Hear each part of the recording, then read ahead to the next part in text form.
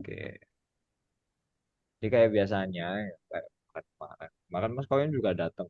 Ada kemarin beberapa orang malah udah dapat bocoran udah. Jadi udah saya Hmm. spill di seri kemarin kalau Mas Kawin yang sharing gitu Pak pekan ini. Dan pekan di pekan kemarin Mas Kawin sempat ditanya juga. Berarti udah ngobrol juga. Tapi malam ini kemarin nih pekan kemarin saya udah bilang Mas Koim jangan banyak jawab dulu deh gitu kan. Besok pekan depan jadi habis bahasannya gitu. Pekan ini maksudnya. Gitu. Oke. eh Terima kasih udah teman-teman yang udah hadir ya. Kalau kumpul kayak gini, kalau saya reflek ke kebiasaan saya dengan teman-teman di komunitas, gitu kan. Rame nggak rame pokoknya ngumpul sepekan sekali gitu kan mau satu dua orang pokok kegiatannya tetap ada dan yang buat beruntungnya ini online dan bisa direkam mungkin teman-teman yang nggak hadir bisa nyimak juga di rekamannya. Nah, eh, untuk mengawalin ya Mas Kawin bisa share dong Mas Kawin tuh kegiatannya sekarang ngapain, terus kenapa kok eh, nulis gitu? Apa aspirasinya menulis dan kok milih medium juga gitu kan kan eh beberapa waktu ini sih saya terus ya ada orang yang bertanya enaknya nulis di mana ya, terus blog perlu nggak sih. Nah, terus ya mungkin beberapa teman saya lihat juga ada di medium, ada yang mungkin di mana di mana. Mungkin Mas Kawin bisa sharing. Iya, terima kasih Mas Bagus. Ini salah satu kebanggaan ini. Saya diundang, disuruh ngobrol lagi sama Uda Ivan. Wah. Eh, Sebenarnya kalau soal tulis menulis sudah lama sih Mas Bagus ya. Sejak sejak mulai di pesantren saya tuh dari kecil di pesantren. Kemudian ketika SMA itu saya pindah ke Bantul ke Pondok Pesantren Anur, kemudian kuliah juga, dan akhirnya tetap di sini sampai sekarang. Sehari-hari ya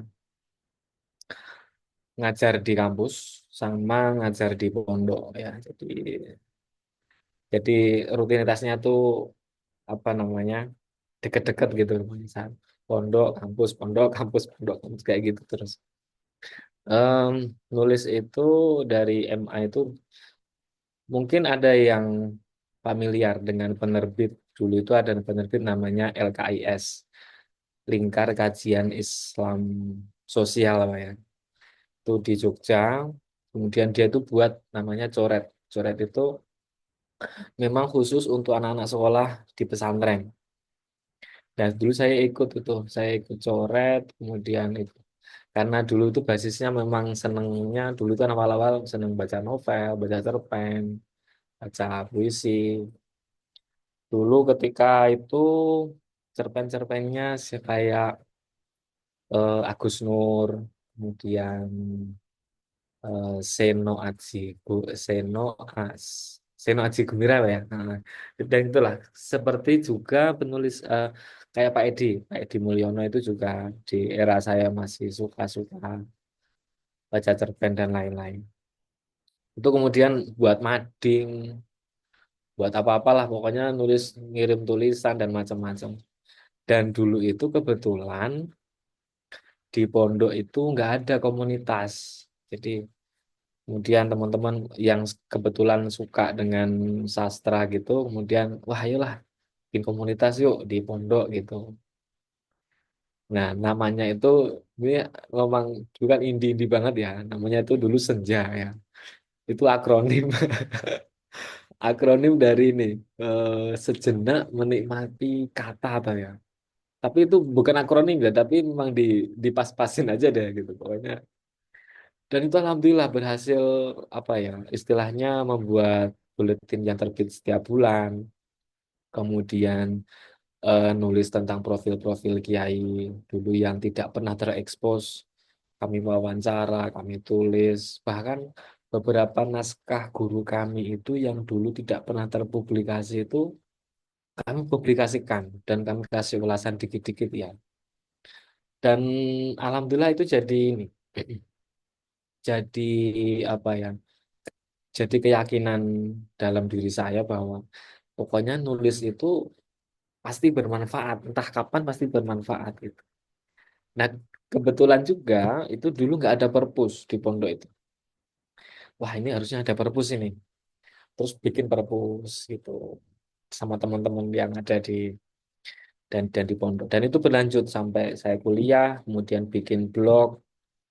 Mungkin beberapa yang eh, blog saya itu dulu masih blogspot, kemudian 2019 2000 ya 2000 2018 apa ya saya beli domain kowim.net itu kemudian sampai sekarang masih masih saya isi meskipun tidak istiqomah ya. Kalau alasan ke medium, ini udah Ivan ini. Ini pasti udah Ivan. Karena saya itu udah dari dulu ya ngikutin udah Ivan itu. Mulai dari di Twitter dulu itu saya udah ngikutin meskipun saya nggak banyak tanya, tapi banyak sekali pengetahuan-pengetahuan yang saya dapatkan dari tweetnya udah itu. Dan apalagi apa 99 di akhir tulisannya tuh pasti kayak gitu. Pasti nanti nanti ada guyon-guyon apa nih misalnya. Biasanya berkaitan dengan perasaan gitu. Nah, tentang mantan lah, tentang ini dan macam-macam gitu. Saya suka dan saya menikmati itu. Kalau nggak salah 2022 apa ya, saya tuh mulai mengikuti UDAIF ya 2022 mengikuti UDAIFan di Medium karena sebelumnya saya udah punya Medium sebenarnya cuma nggak aktif karena beberapa teman saya juga nulisnya di Medium meskipun saya nggak pernah publish tulisan tapi saya mengikuti beberapa penulis-penulis terutama yang teman-teman saya suka baca tulisan mereka dan macam. Nah UDAIFan ini saya kira hampir tidak pernah saya melewatkan tulisan UDAIFan itu dan apa dan puncaknya di Agustus itu wah udah Ivan nge-share tulisan itu wah udahlah Bismillah deh pindah ke Medium aja deh gitu gak usah ke blog lagi gitu akhirnya sampai sekarang gitu gitu Mas Bagus sudah itu Jadi saya sukses jadi kompor ya. iya Tapi banyak ini korbannya udah kayak banyak bahaya banyak banget. banyak Iya, udah iya. Hmm. Nah, eh, kebanyakan nulisnya tentang Islam atau yang lain juga atau gimana yang topiknya tuh? topiknya sebenarnya saya nggak pengen jauh-jauh ya dari apa yang sudah saya alami ya Hmm. saya lakukan gitu karena kalau jauh dari itu tuh apa namanya effortnya nanti tuh lebih besar dan Hmm. saya nggak mau terbebani itu gitu. Hmm. Kayaknya saya biasanya nulis tentang parenting karena kan saya udah punya anak dua. Saya juga melakukan homeschooling di rumah gitu. Beberapa pengalaman saya terkait itu saya tulis aja gitu. Terus kemudian saya juga ngajar di pondok gitu. Kemudian nanti beberapa materi yang sekiranya ini kayaknya perlu deh untuk ditulis gitu. Kemudian saya tulis. Kemudian nanti kalau ada kegiatan apa yang sebenarnya memang ada kaitannya dengan apa minat saya tulis. Tapi akhir-akhir ini kemudian kemarin apa sama Mas Sahrul itu di kompor yuk bikin publikasi ya udah bikin publikasi yuk karena minat kami itu sama ya sama-sama di Islam Islam Indonesia ya jadi udahlah bikin publikasi namanya Islam Indonesia aja barangkali ini bisa menampung beberapa penulis medium yang memiliki minat yang sama biar bisa kumpul di sini gitu. Mas Sarul itu ketemu satu lingkungan atau gimana? Atau Enggak ketemu itu online? ketemu di medium itu Oke. di medium dan ternyata Komunikasinya gimana tiba-tiba bikin publikasi bareng? apa awalnya itu komentar sih komentar Hmm. kemudian private note ternyata temannya kami itu sama jadi Hmm. jadi kami memiliki teman yang sama-sama kenal berdua gitu ternyata oh gini gini gini jadi ketemulah gitu terus kemudian sharing nomor HP dan lain-lain. Hmm. Ya di Medium sih. Iya, Karena kan iya. beliau di ini ya, di Bojonegoro apa ya? Oh Bojonegoro. gitu. Oke, oke. Emang Mas Kowem bidang kajiannya apa? Atau yang ngajarnya ngajar bidang? Saya kajiannya Al-Quran dan hadis ya. Oke. Saya ke tafsir, ke Hmm. ilmu tajwid, sama ilmu rosem. Ilmu rosem itu semacam cara menulis Al-Quran. Karena Oh, tulis Quran itu beda dengan nulis Arab biasa. Ada kaidahnya sendiri. Dan saya iya, menekuni. iya. Oh gitu. Oke, oke. Menarik, menarik. Ya kira-kira publikasi sama Indonesia ini jadi menarik ya karena saya itu pernah ya apa ya karena saya dikenal sama teman-teman tuh penulis ya. Mm-mm. Saya sama teman-teman komunitas ngaji di sini itu diserahin, ayo tolong bina teman-teman gitu kan untuk Mm-mm. nulis ya sastra Islam gitulah. Ya tantangannya sih sama ya. Tantangannya adalah gimana caranya yang ada di grup itu ikut menulis gitu kan. Ini Nah, mirip ya. Mm-mm. kendalanya sama Ivan. Mm-mm. Ngajak orang tuh, wih, saya minta ampun gitu kan. Ya. Karena eh, ya tiap orang motivasinya beda-beda sih. Kan aspirasinya pun beda, impiannya pun mungkin bayangannya beda lagi. Nah, kalau Mas Kawim sama Syahrul di Islam Indonesia kan, sebenarnya punya bayangan kayak apa sih bikin publikasi itu di mana di Medium gitu. Karena saya lihat Syahrul sendiri juga kayaknya aktif jadi kontributor di website tentang kayak kajian Islam gitu. Iya kan? Mm-mm. Kalau Mana boleh tujuan cerita? iya, tujuan spesifik itu nggak ada sih Mas. Maksudnya nggak ada tuh, itu ngalir aja gitu. Hmm. Kami sama-sama minat, kemudian ayolah bikin, oh yo bikin soal nanti gimana, eh apa, bikin nanti deh gitu. Yang penting ini wadahnya ada dulu gitu. Nah, kebetulan juga kan Mas Halul itu kan juga aktif di apa itu di website tadi ya. Dan kebanyakan juga eh, saya dan Mas Harul itu juga dulu apa nulis di platform yang sama gitu, sama di Islam Santun, kemudian di mana satu lagi tuh saya lupa. Satu dua dua platform yang sama-sama dan temanya juga sama tentang Islam Indonesia. Saya kira udahlah ini pokoknya jalan, yang penting jalan aja. Dan saya juga ini Mas apa, karena saya tuh dulu bikin publikasi juga, namanya sabak.or.id ya. Hmm. Kalau ada yang pernah dengar sabak.or.id itu memang tema khusus kajian pesantren. Dulu karena kami di pesantren itu tahun 2017 itu ada 5 orang, yuk bikin publikasi yuk. Kemudian namanya Sabak. Tapi kemudian itu kan masih bujang jadi santai-santai aja. Tapi sekarang sudah punya keluarga semua, punya anak jadi repot semua. Jadi publikasi itu kami pindahkan di kampus. Di kampus juga sama aja, nggak ada yang ini. Kemudian ya udahlah di medium di ini aja. Padahal itu saya ngomong sudah ada ISSN-nya, sudah Hmm. ada Lengkap ya. ya, tapi karena nggak ada yang ngurus ya. Dan kebetulan saya itu juga ngurus publikasi jurnal ilmiah yang temanya juga sama, yaitu eh, apa pesantren dan apa dan kebudayaan Islam Nusantara gitu. Jadi yang terbitnya setahun 2 kali. Saya ngurus itu juga, jadi wah, kayaknya saya bisa deh untuk ngakomodir itu, untuk memilah-milih dan tulisan dan lain-lain. Oh saya bisa gitu. Nah, Ya kalau itu di Jurnal, Mas. uh, jurnal, gimana udah? jurnal. Jurnal. Oh, Ya di jurnal, Oh, apa judulnya, Mas? jurnal Musala namanya. Jurnal Musawa. Itu dari kampus. dari kampus ya. Oh, oke oke. Jadi kalau dilihat di Google Scholar, Mas Koim ini udah banyak ya karyanya ya. Ada udah Ivan ini. Lo nanya saya, soalnya Iya, saya tuh kalau apa malu orang ya. kalau kalangan ilmiah, kalau saya ngajar ke kalangan ilmiah itu kan pasti mereka nanya kan profil Google Scholar-nya apa gitu. Iya, Saya tuh baru baru bulan ini ngurus. Oh, Baru minta ke kampus alamat surel dari saya kan yang masih aktif tuh di Fasilkom UI kan. Hmm. Akhirnya oh iya. saya minta dari sana alamat surel terus baru daftarin baru bulan ini saya baru sadar, iya ya, orang-orang udah maju duluan. Jadi tahun depan itu rencana saya mau bikin banyak makalah. Cie, Nah, bego banget. biar jejaknya biar kelihatan udah. Iya. Iya, iya. Oke, menarik, menarik, Mas.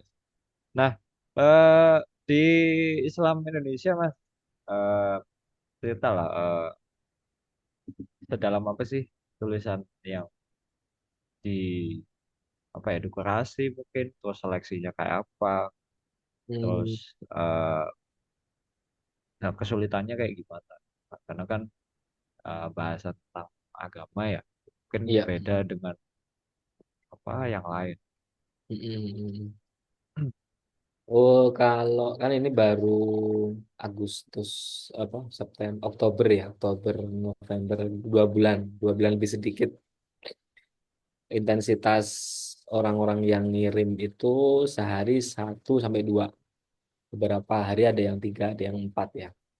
Jadi saya batasi semuanya sehari satu aja gitu kecuali nanti ada tulisan yang memang benar-benar bagus dan itu ada tema khusus kayak kemarin itu ada yang bahas soal es teh karena kalau lagi viral ya es teh.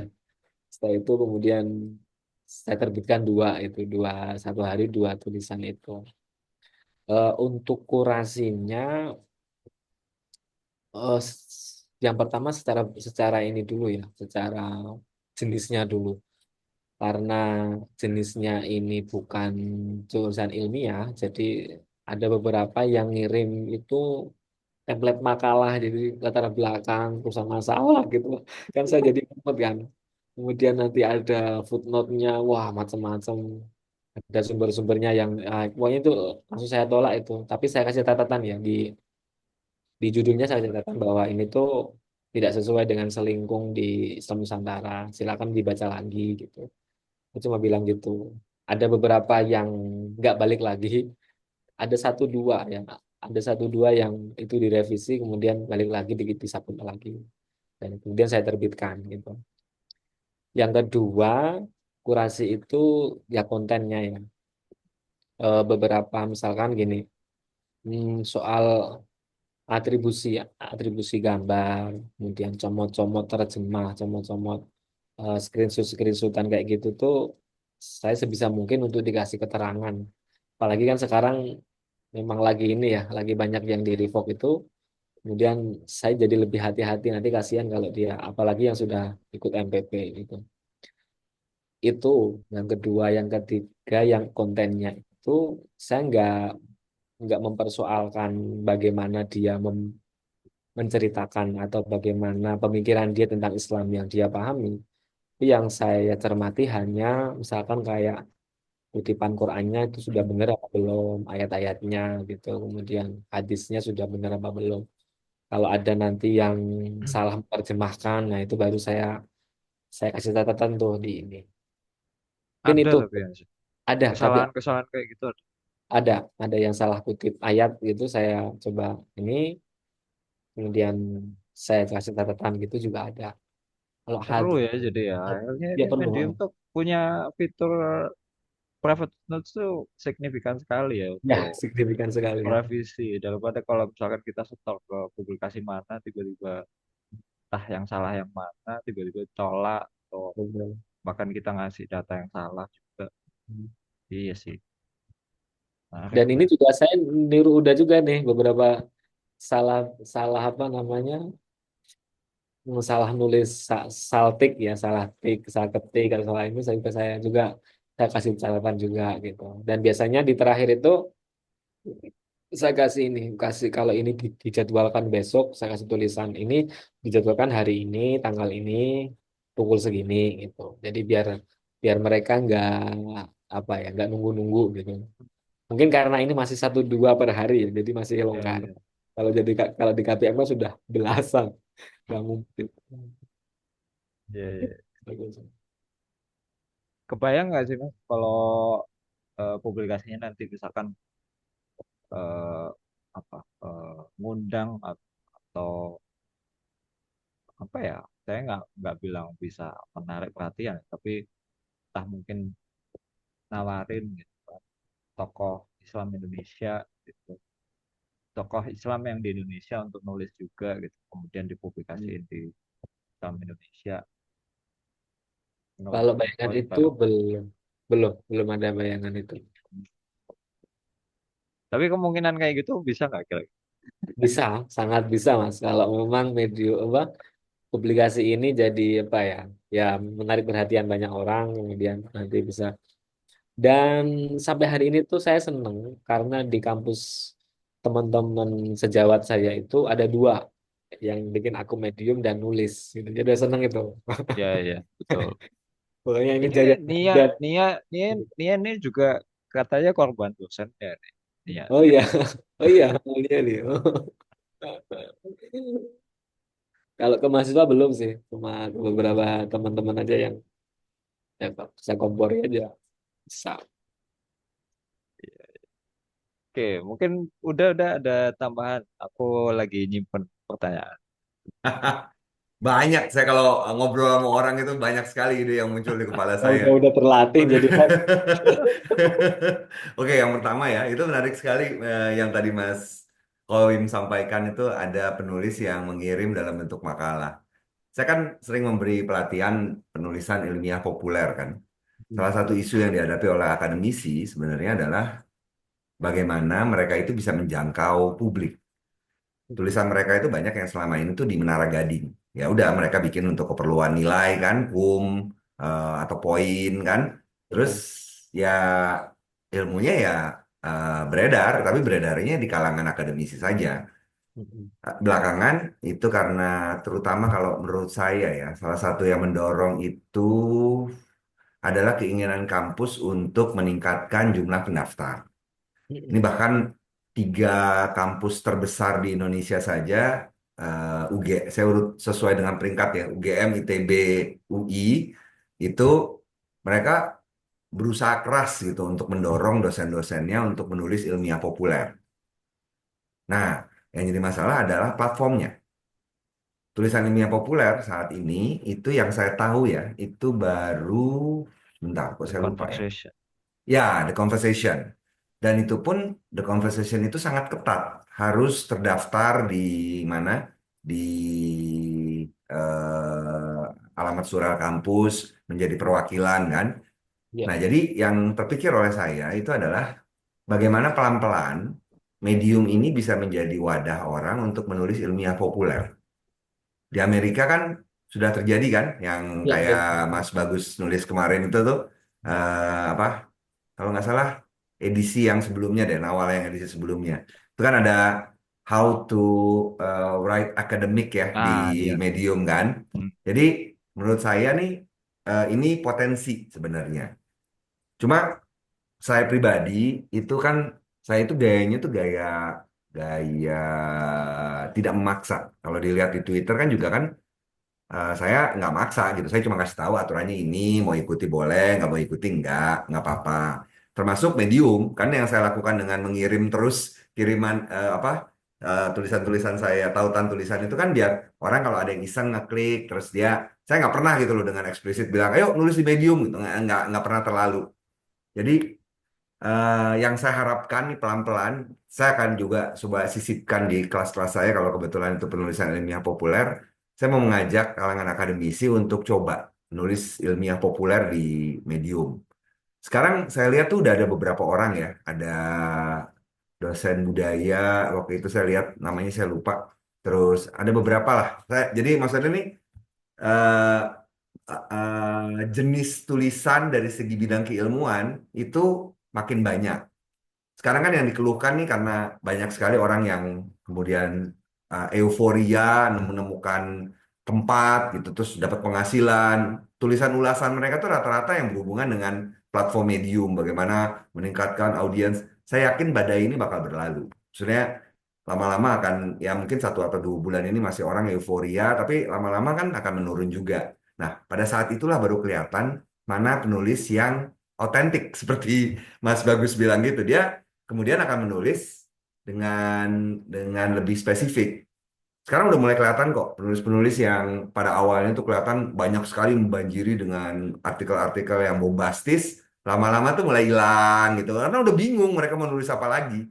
Orang tuh memang harus punya sesuatu yang memang menjadi rencananya dia, ikigainya dia, dan itu tidak akan itu akan menjadi sumber menulis yang nggak pernah habis. Nah, itu ide saya sih. Maksudnya saya nggak akan melakukan upaya berlebihan untuk memasarkan itu, tapi saya rasa harapan saya ke depannya medium bisa kayak gitu pelan-pelan. Terus yang kedua tadi yang ide Mas Bagus tuh menarik banget tuh, mengundang penulis tamu. Eh kalau sebenarnya kan yang bisa mendongkrak medium itu ketika banyak nama yang sudah terkenal di dunia nyata atau terkenal di tempat lain itu kemudian menulis di medium kan. Itu bakal menarik. Saya ambil contoh misalnya em, Mas Sulak, AS Laksana, terus Mbak Reda, lalu ada Bernard Batubara, kan? Kalau siapa si yang wawancara saya itu siapa ya namanya? Saya lupa. Ya pokoknya eh, ada beberapa akun yang sebenarnya di dunia nyata udah terkenal. Nah, cuman kan mereka ini sekarang nggak aktif ya. Waktu itu Mbak Reda bisa saya pancing-pancing, dia bikin akun, bikin tulisan sekali, habis itu hilang, nggak pernah muncul lagi. Terus yang Raditya Dika, astagfirullahaladzim. Raditya Dika malah akunnya dia tarik kan. Sebenarnya kan yang menyenangkan itu adalah ketika apa dengan medium ini mereka nggak perlu repot-repot untuk menyiapkan platform kan. Cuma yang jadi masalah mungkin ya Raditya Dika kan selama ini ya waktu itu tuh karena dia ngerasa nggak ada keuntungan finansial buat dia juga kan. Ya ini mesti kita pikirkan. Sekarang kan udah ada sebenarnya. Itu dua hal yang terpantik dari pikiran saya sih waktu mendengarkan obrolan ini. Iya Iya. tuh, Mm. kalau di Mas Kawing, eh, Menanggapi itu ya udah tadi mm, soal apa dosen yang agak kesulitan mengemas mengemas artikel ilmiah jadi populer. Itu juga saya alami udah dan beberapa juga mengalami itu.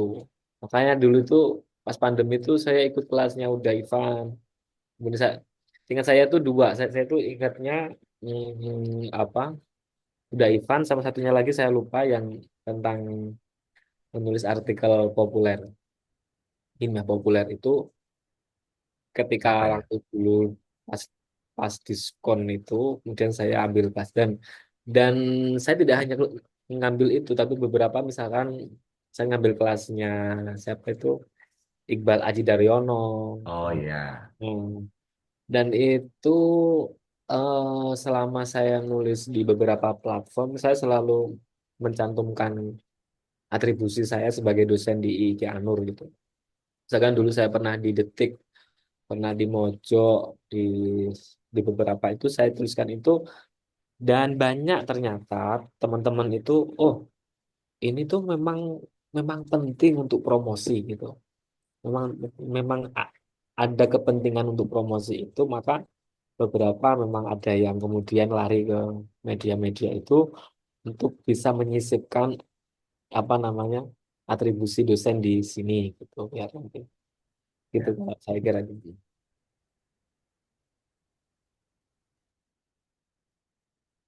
kalau jurnal ilmiah Pak, eh, biasanya di publikasi pernah nemu nggak Mas Kawing? Yang Indonesia ya, Pak? Oh, nemu. Sekarang sudah mulai ini, sudah ada. Karena beberapa jurnal internasional itu juga menyisipkan rubrik populer. Jadi, misalkan di satu edisi gitu ya, nah, satu edisi itu nanti ada tentang yang ilmiahnya, kemudian ada dua atau tiga yang itu populer, dan itu kemudian disisipkan editorial, misalnya gitu. Karena tren itu tuh ada di luar negeri, ternyata itu juga diikuti di Hmm. beberapa di beberapa publikasi di Indonesia. Setahu saya itu UIN Sunan Kalijaga itu juga sudah membuat seperti itu. Seingat saya itu. Hmm. Iya, dan saya juga anu sih berharap banget ya teman-teman yang di akademis tuh menghilirisasikan Hmm. naskah-naskahnya gitu. Iya, iya.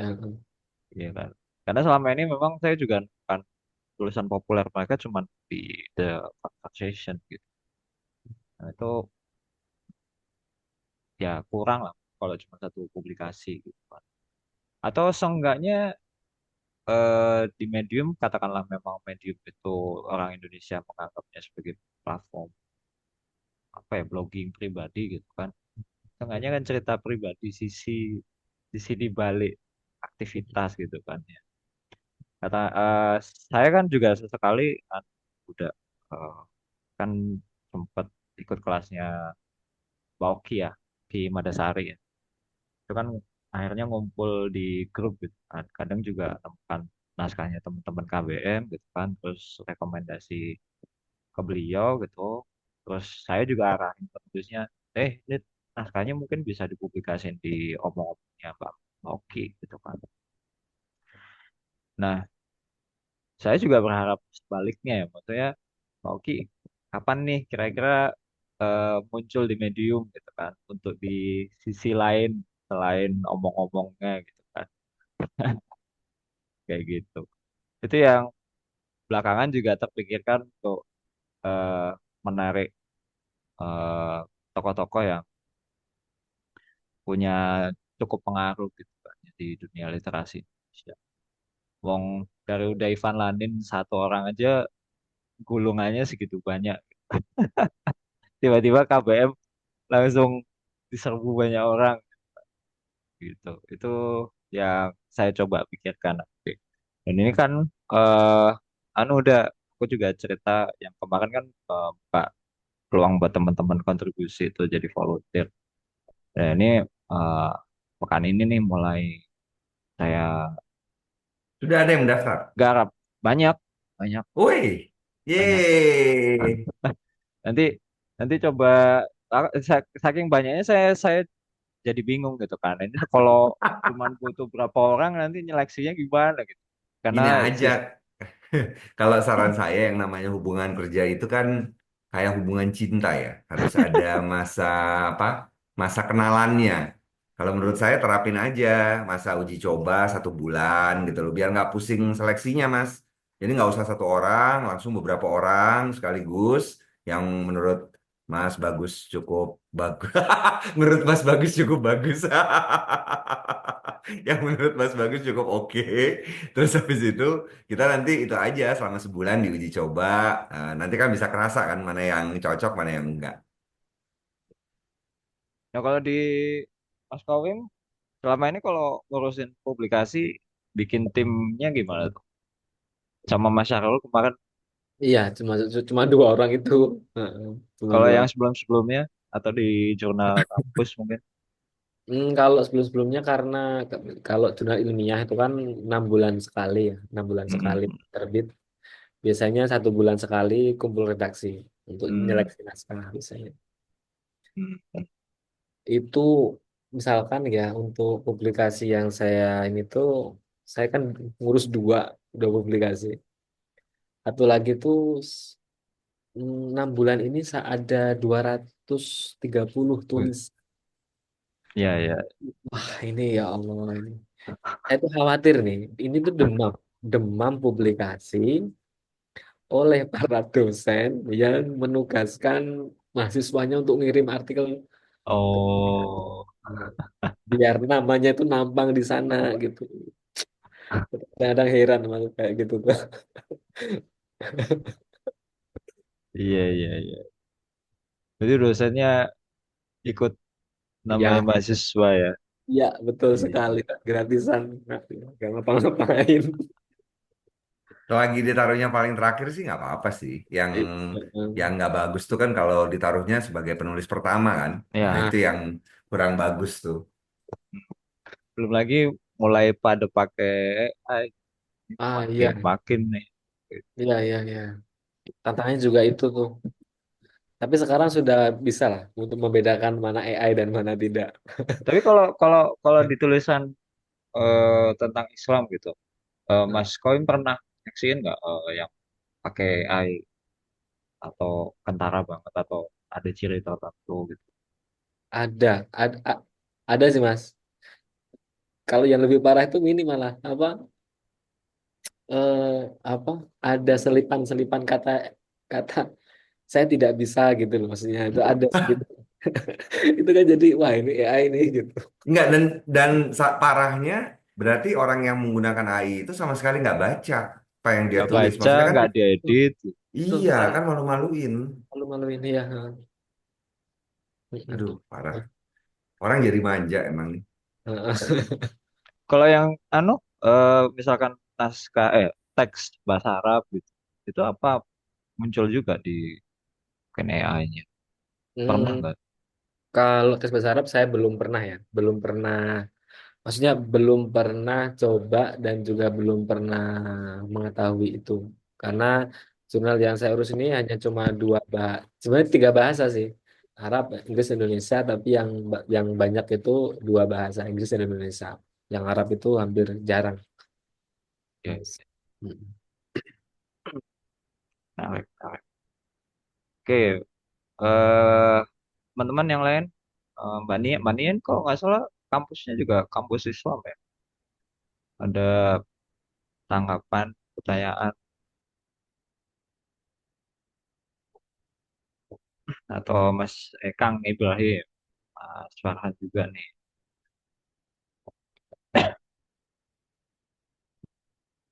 Oke.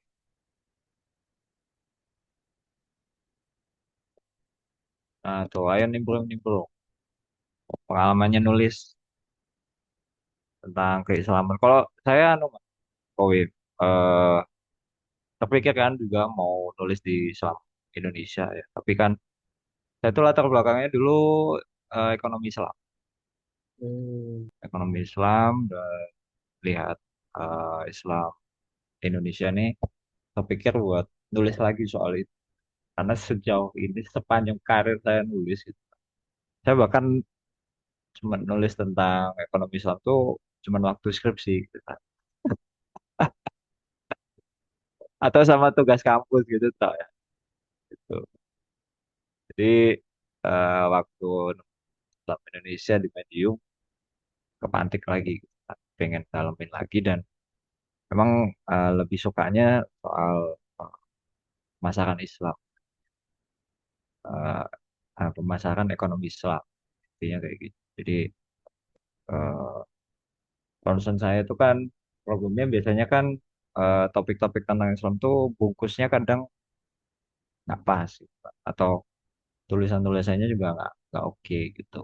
Itu yang mendasari kenapa kok akhirnya saya dalami tentang nulis, tentang gimana mengemas sebuah ide gitu. Dan dulu sih sempat ya diajak sama teman-teman buat bikin publikasi tentang ekonomi Islam gitu. Cuman karena inisiatornya itu masih mahasiswa dan ketika dia lulus udah nggak aktif gitu, otomatis inisiatifnya hilang. Nah ini ketika ada Islam Indonesia kok saya kok bersemangat lagi untuk ngasuh tentang tulisan-tulisan ekonomi Islam.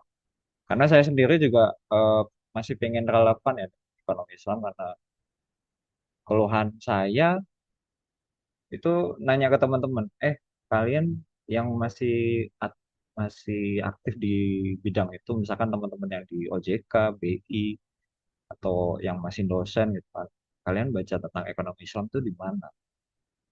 Nah itu nggak terjawab sampai sekarang.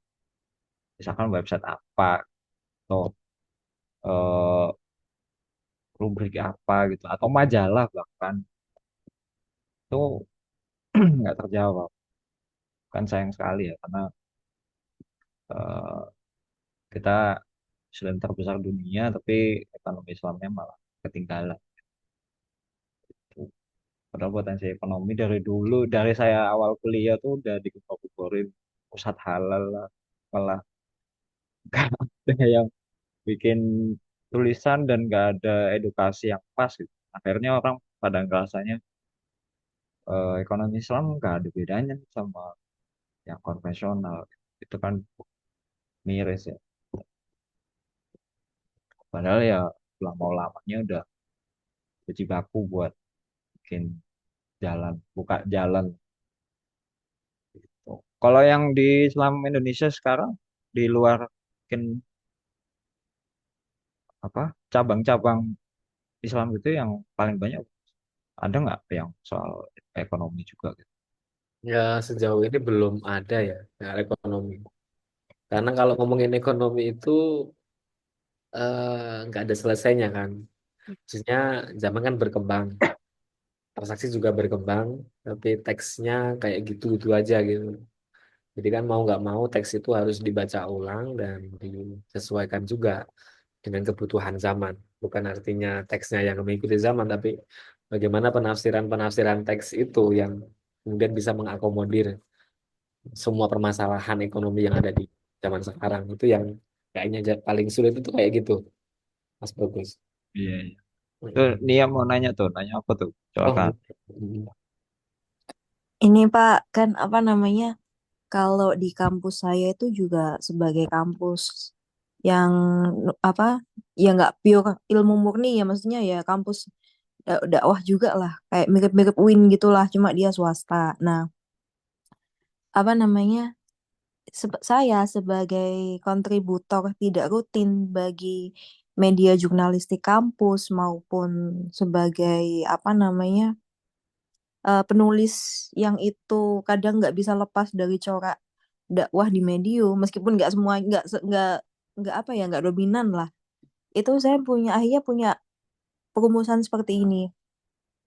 Bagaimana ya ketika apa namanya ajaran-ajaran nilai Islam, esensi-esensi nilai Islam itu bisa sesuai dengan apa namanya kebutuhan dan perkembangan zaman di era sekarang, apalagi kayak mungkin di dunia khususnya di dunia penulisan ya, kayak apa namanya mungkin lebih ke bagaimana cara membuat tulisan atau mungkin pesan-pesan yang kita sampaikan itu terutama di di dalam penulisan itu bisa menarik pembaca dan bisa diterima oleh pembaca gitu, karena dalam benak saya ini kan Indonesia itu cukup multikultural ya, sangat heterogen sekali.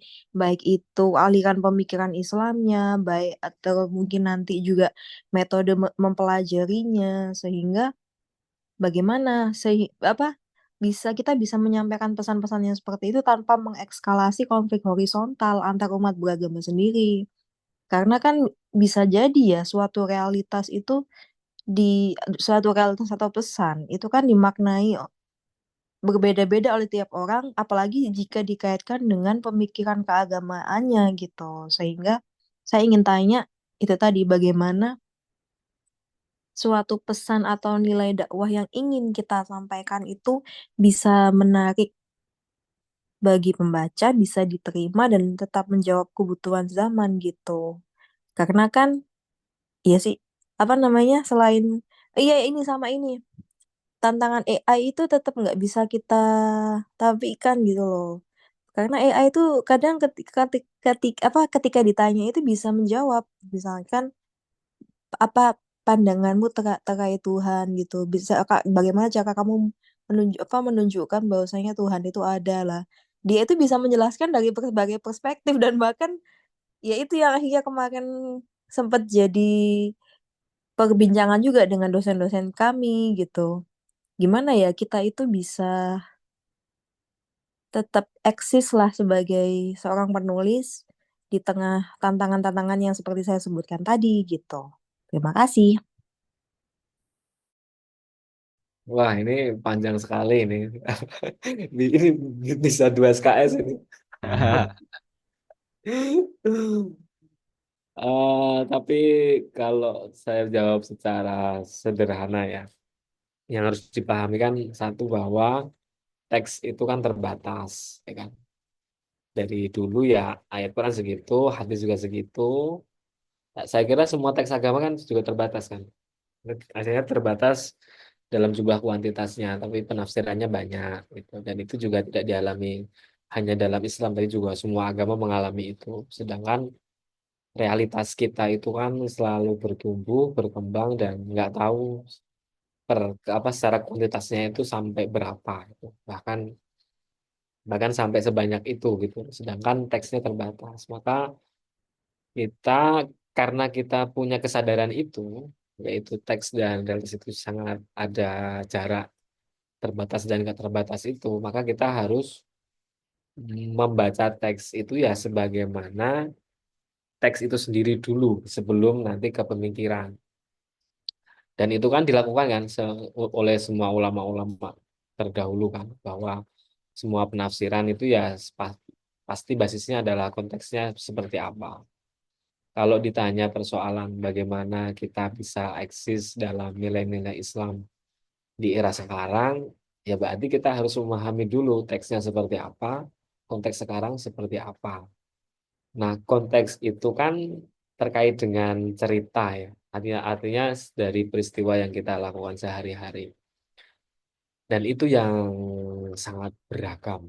Nah, keberagaman itulah yang menjadikan kita menjadi penulis yang orisinil, yang kalau saya mengutip apa pandangannya Mas Bagus tadi, bahwa untuk menjadi penulis yang otentik ya memang kita harus sadar tentang realitas dulu ya, baru kemudian nilai-nilai secara horizontalnya kita sesuaikan gitu loh, mana yang bisa kita lakukan dan mana sekiranya yang ini memang benar-benar wilayah horizontal yang tidak bisa kemudian semena-mena ditafsirkan secara apa namanya secara vertikal juga gitu.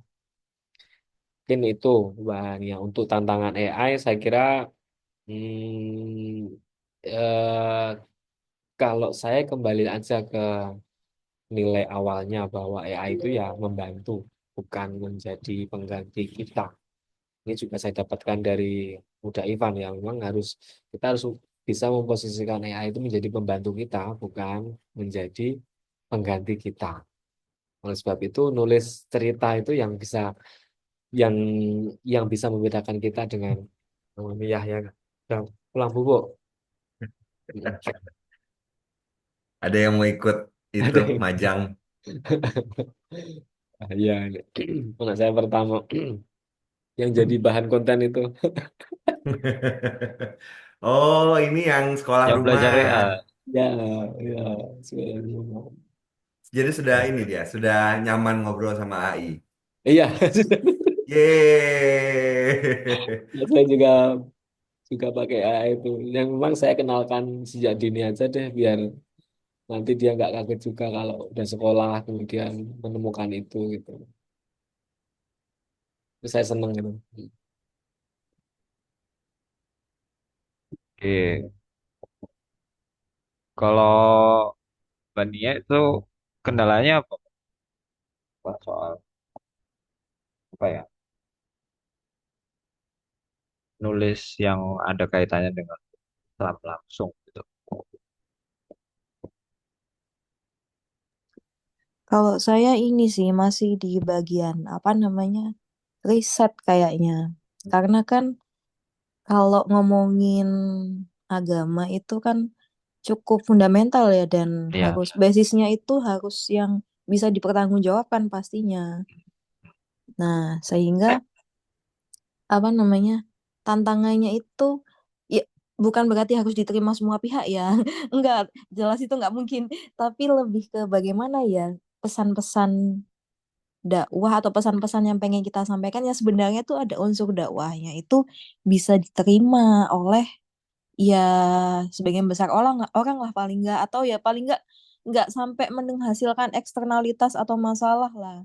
Kayak contohnya ini sih mungkin bukan tapi bukan dari dunia tulisan kayak alira apa suatu pemahaman yang keliru itu kan akan menghasilkan suatu ilmu yang keliru pasti kan akan menghasilkan pemahaman dan amalan yang keliru.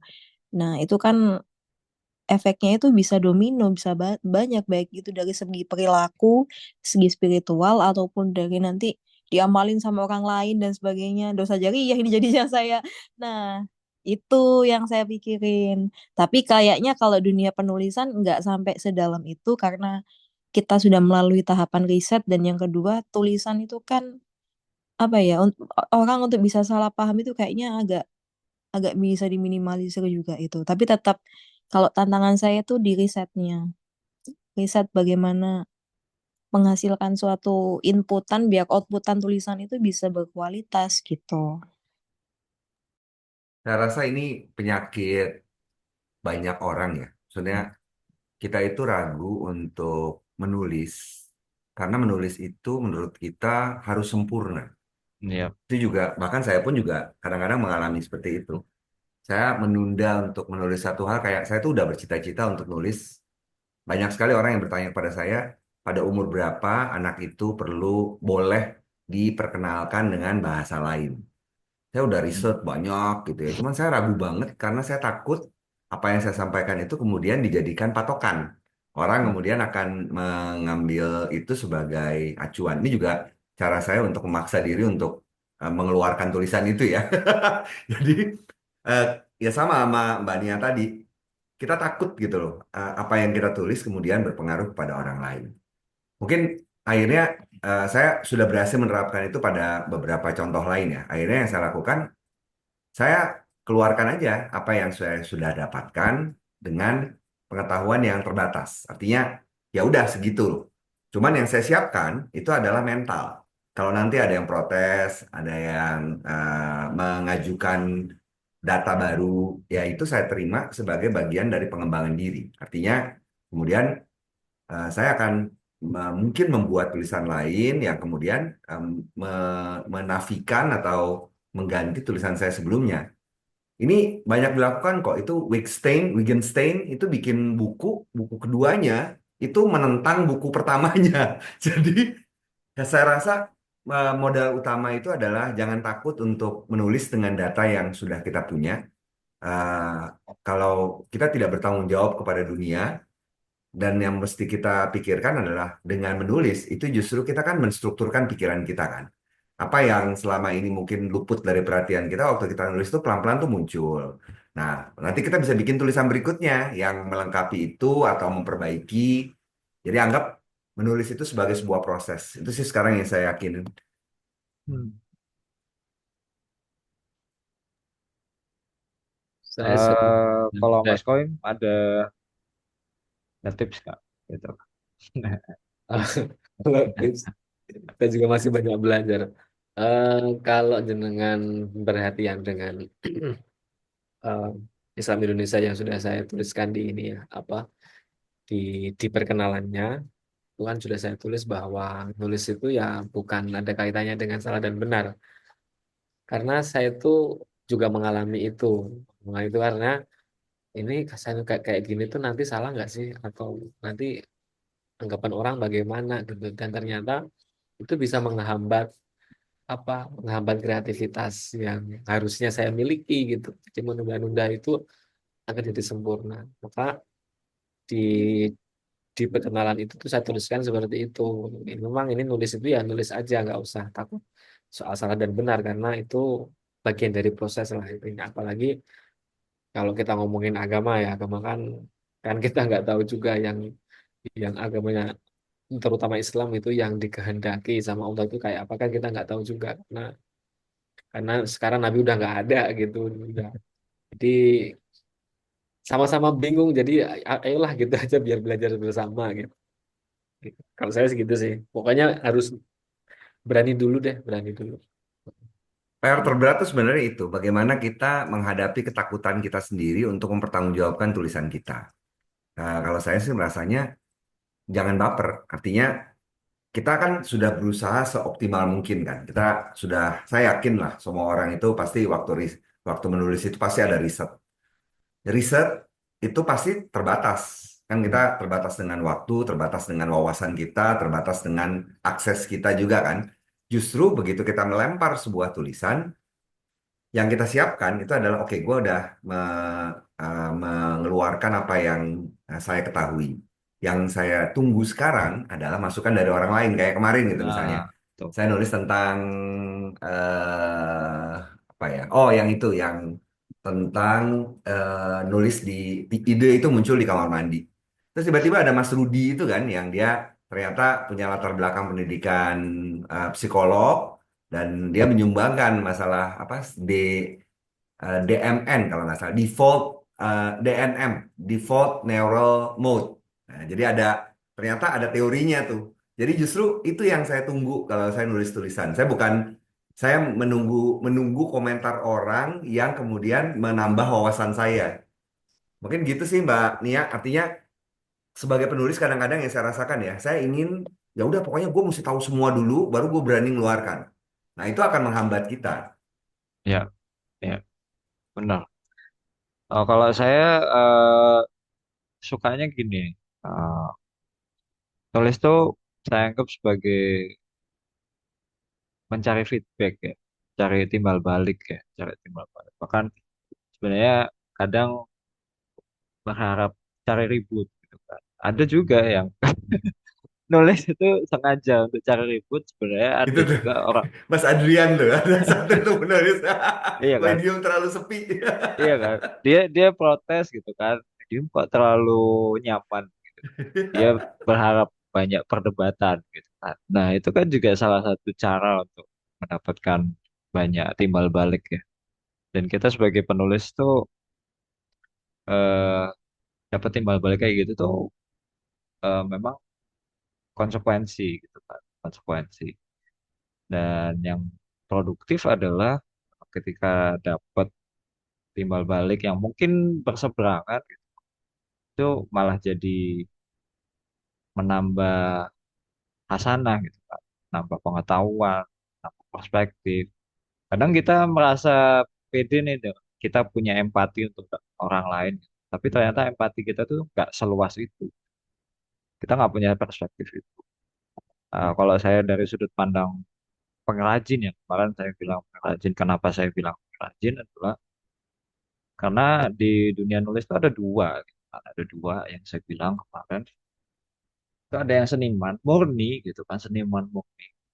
Dan pengrajin itu modelan desainer, terus penulis komersial. Yang itu ada tujuan untuk dicapai.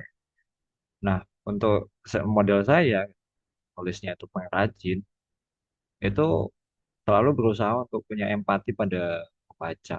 Ya, pembacanya nih punya impian apa sih? Punya aspirasinya apa? Apa yang membuat mereka tuh tertarik misalkan dengan naskahnya.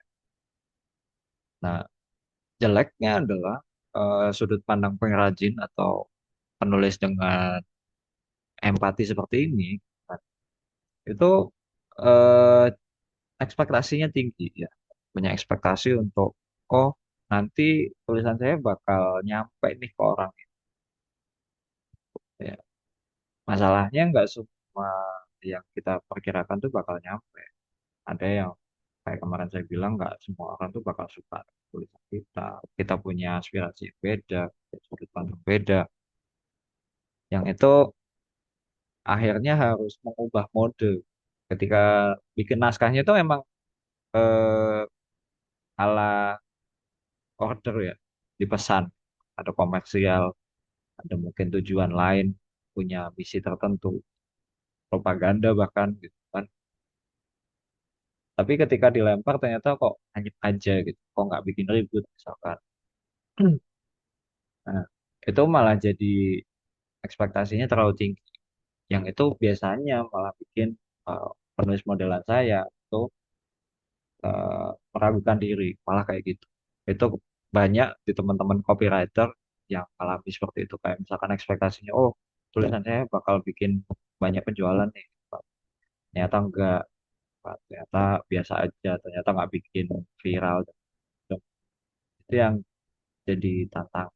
Sementara kalau yang penulisnya modelan sastrawan atau seniman, itu full ekspresi, dia nggak peduli pendapat orang lain gitu kan. Ketika dapat pendapat orang lain malah dipakai untuk memperkaya tulisannya dia gitu.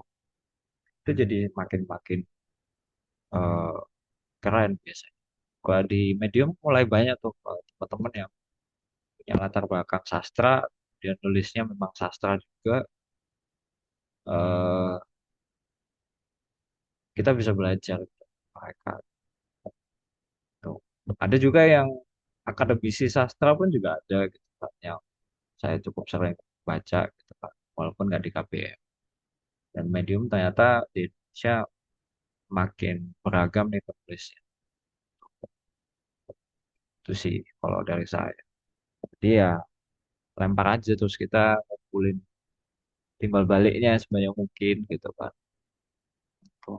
Makin kalau di saya malah kadang ambil aliran yang eh sekasar apapun naskahnya gitu kan, lempar aja gitu. Kadang ada typo gitu. Kadang juga saya juga nggak sekali dua kali gitu kan, sama udah kan dikasih private notes cuman buat saltik gitu kan. Tapi ya kadang kayak gitu kan. Itu kan di luar kesempurnaan. Kadang juga udah dikoreksi perasaan kok udah bener gitu kan. Masih ada yang lewat. Jadi ya kadang menertawakan diri sendiri. Itu jadi seru. Tulis proses seperti itu jadi seru. Tuh. Jadi ya memang harus menikmati proses sih.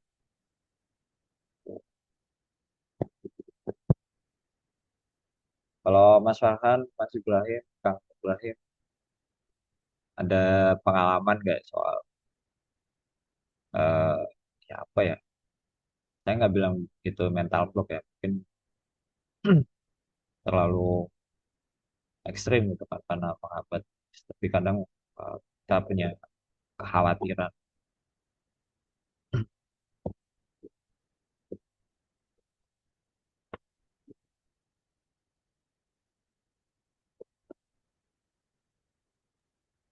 Saya izin dulu ya.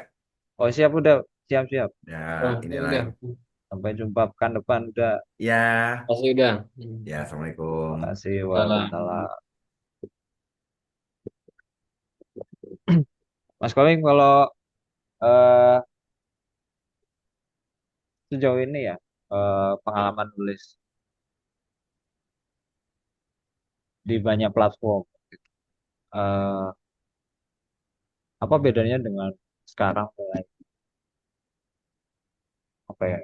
Aku bisa bilang nulis blog gitu. Hmm, Kalau bedanya nggak overthinking aja mas. Kalau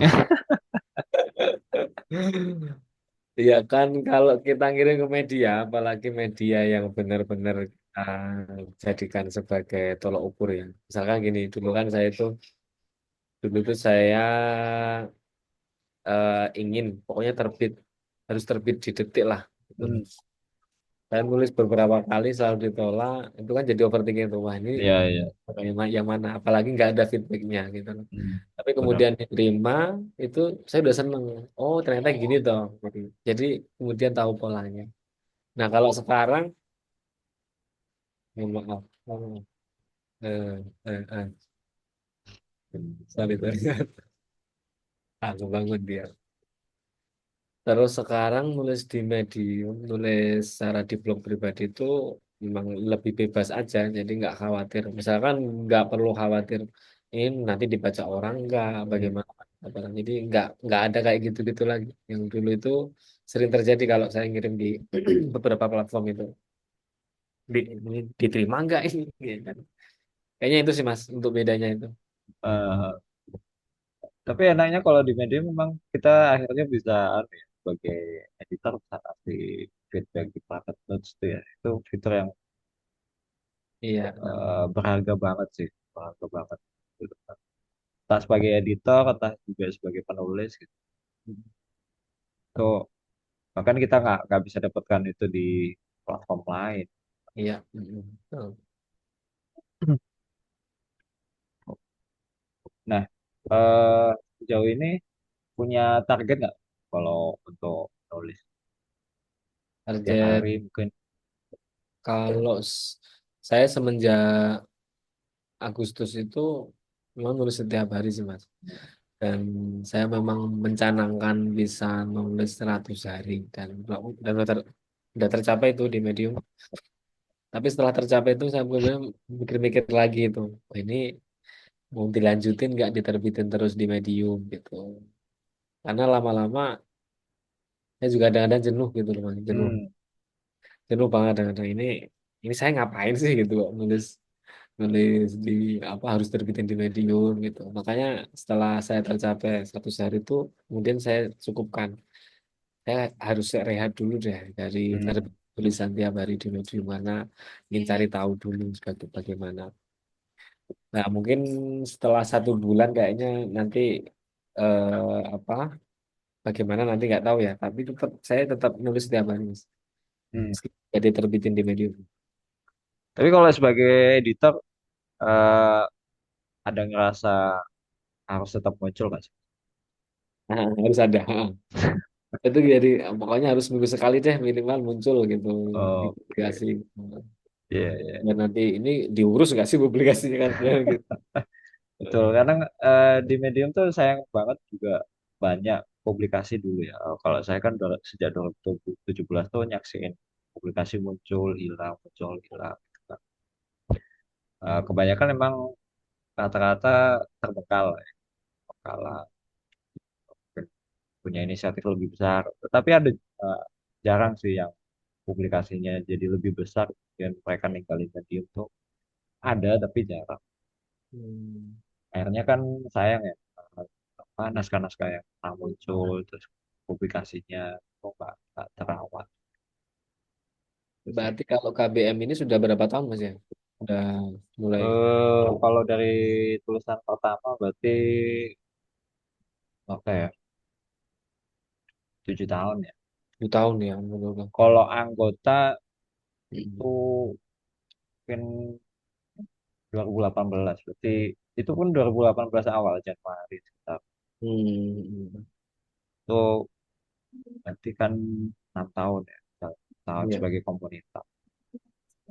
It- itu pun awal-awal juga nggak ada interaksi kayak gitu, nggak ada ya. Hmm. nggak ada Oke. komunikasi, nggak ada apa, pokoknya dibuka mereka setor kayak gitu, setor naskah gitu sih. Tapi ya namanya publikasi kan uh, bentuknya macam-macam ya. Ada publikasi yang bentuknya community, ada yang cuma publikasi saja. Hmm.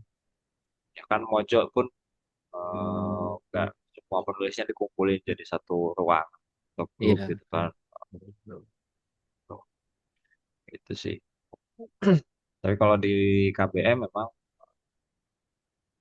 saya sih punya gambaran buat eh, bahas segala hal ya di Medium karena kok kayaknya saya ngerasa ini platform sampai detik ini tuh nggak ada gantinya dengan fitur dengan mungkin peluangnya dan potensinya tuh di Indonesia kayak nggak ada gantinya. Hmm. Saya berharap ada gitu Pak. Kalau ada ya nggak perlu dilanjutin nggak masalah gitu. Karena ada platform yang lebih bagus. Tapi kayaknya kok belum ada gitu. Terutama fitur-fitur yang membantu pembaca dan penulisnya itu. Jadi ya kok eh, sayang gitu kalau nggak dilanjutkan. Berharapnya sih memang makin banyak publikasi, makin rame, makin beragam. Tuh.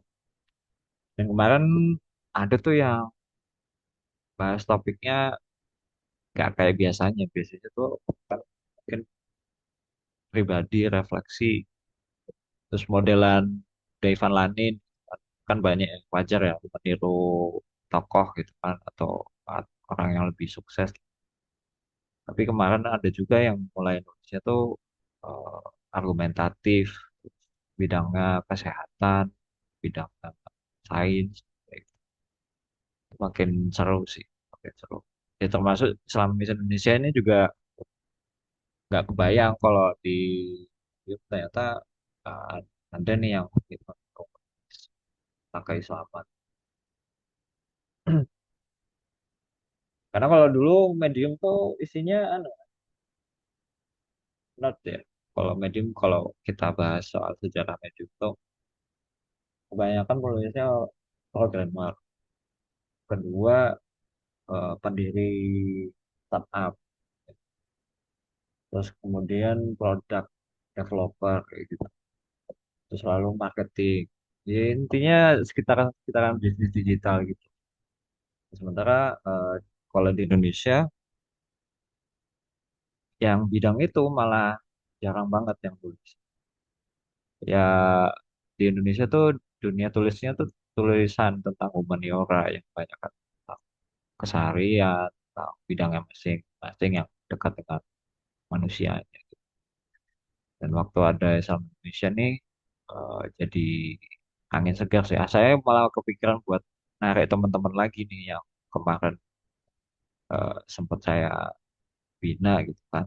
Nih ada publikasi di Medium, ayo nulis gitu. Nanti, eh, bisa meramaikan. Dan platformnya kan di Medium, dia udah mature, udah matang, tinggal pakai gitu kan. Nggak ngembangin website sendiri gitu kan. Nggak ribet dengan teknis lah itu ya. Tuh. Belum nanti Makanya museumnya. bener. Makanya tadi aku nanya soal tokoh gitu kan. Kira-kira ada gambaran nggak? Ya kalau saya mungkin pikirannya mungkin ya teman, kalau sampai ulama mungkin belum ya, tapi eh, sama pegiat Hmm. literasi istilah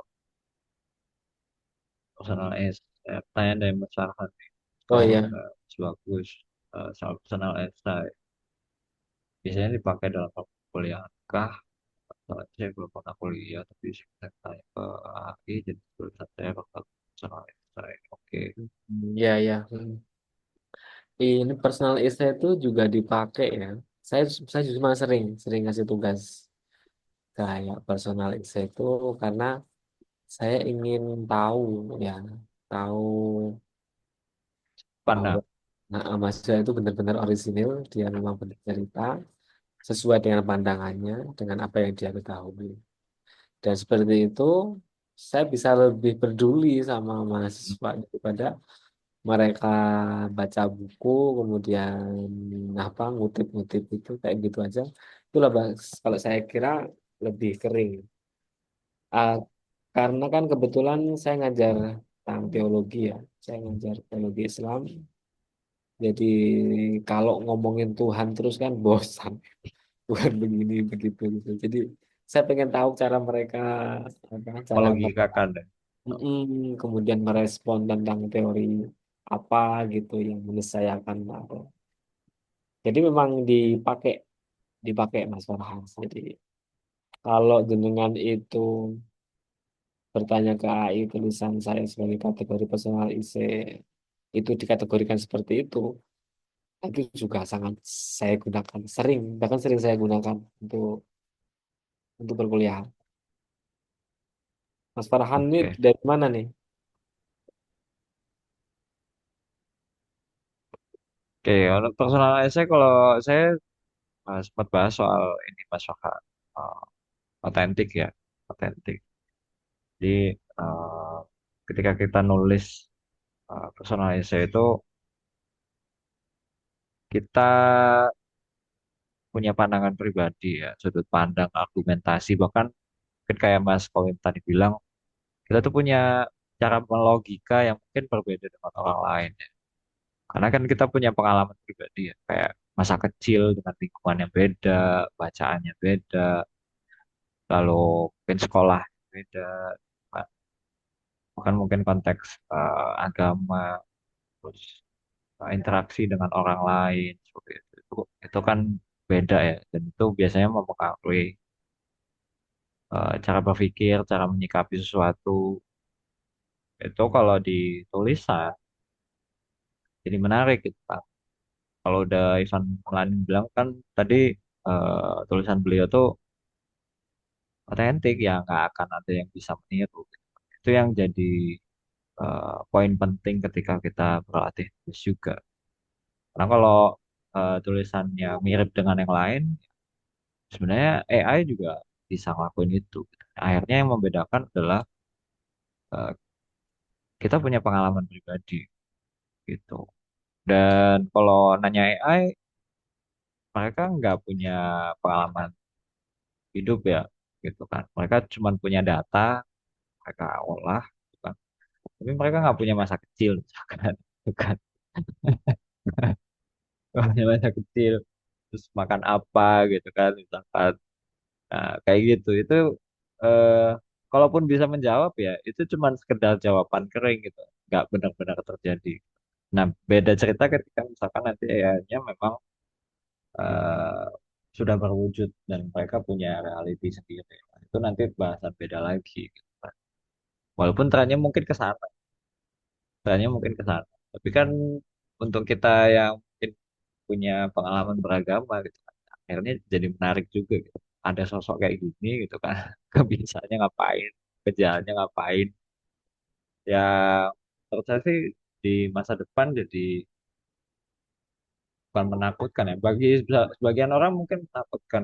Tapi kalau buat saya pribadi akan jadi dinamika yang sangat menarik. Selama memang ada hal-hal yang mungkin para futuris tuh pikirnya mengkhawatirkan. Kayak misalkan dipakai untuk senjata dan segala macam. Tapi peluangnya itu udah nggak terhindarkan gitu. Nah, kita sebagai orang yang tulis sih menurutku jadi apa ya, kayak punya catatan pribadi ya untuk melihat sejarah juga. Kalau pengalaman saya nulis tuh personal essay itu jadi kayak membantu ingatan ya, membantu ingatan.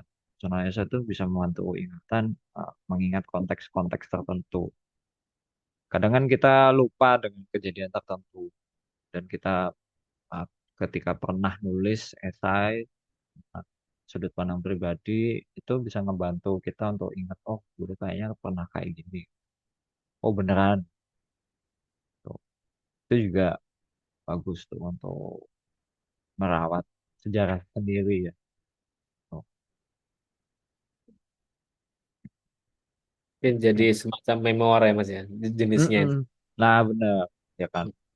Kalau di KBM eh, saya juga menemukan banyak tulisan-tulisan teman itu eh, bentuknya memoir. Mereka berusaha mengingat kejadiannya, terus kemudian menanggapinya dengan sudut pandang sendiri. Kalau pertanyaannya di perkuliahan dipakai atau enggak, kalau tugas sih, kalau saya tekniknya, sebenarnya saya itu saya cangkokkan ke naskah formalnya, walaupun mungkin nggak diminta. Kalau saya tekniknya, ini data dari sini, ini kutipan sini, sana, sini, terus nanti mungkin saya timpa di bawah sudut pandang pribadi atau penafsiran sendiri. Nah, itu akhirnya jadi campuran ya antara ilmiah dan personal saya. Kecuali tugasnya adalah karya ilmiah ya. Kalau karya ilmiah emang nggak boleh. Kalau karya ilmiah emang sudut pandang pribadi nggak boleh. Gitu. Harus berdasarkan fakta gitu. Ada tanggapan lagi Mas Farhan? Kalau nggak ada, kayaknya eh, malam ini kita sampai setengah 10 ini aja ya. Karena emang nggak mungkin Ya, teman-teman. eh, Mungkin tadi juga Nia bilang kayaknya nggak banyak yang bisa join gara-gara link. Nanti tak cek lagi deh. Kayaknya biasanya normal-normal aja soalnya gitu.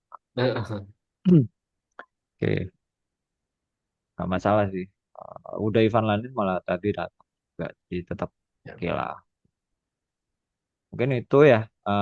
Makasih banyak buat Powin, ya, terus sama-sama. Mas Farhan. Eh, saya sih nyimak terus ya, nyimak terus Islam Indonesianya keren sih. Terima kasih Mas Saya Bagus. juga dapat perspektif banyak. Kan. Dan nanti aku belum daftar sih. Nah, Jadi ini writer, cantumin aja. Heeh. Mana jadi nama? writer di Islam Indonesia belum. Oke. Tapi bakal. Harus ngisi formula gitu nggak sih? Atau Enggak. request aja? Nanti Oke. jenengan tak cantumin aja. Siap, siap, siap. Nah, Oke, oke, Mas, oke. kita ini sekalian Mas Mm-mm, Farhan mm-mm, Afandi ini. mm-mm. Siap. Nanti kayak aku bilang, aku bakal nulis tentang ekonomisme gitu. Oke, siap. Gitu. Oke, mungkin sekian ya buat malam ini teman-teman. Iya. Sampai jumpa pekan depan kalau punya waktu. dan selamat beristirahat menyambut hari Senin besok. Terima Ya, kasih. sama Mas Sampai Bambang. jumpa. Assalamualaikum Oke. warahmatullahi wabarakatuh. Waalaikumsalam warahmatullahi wabarakatuh.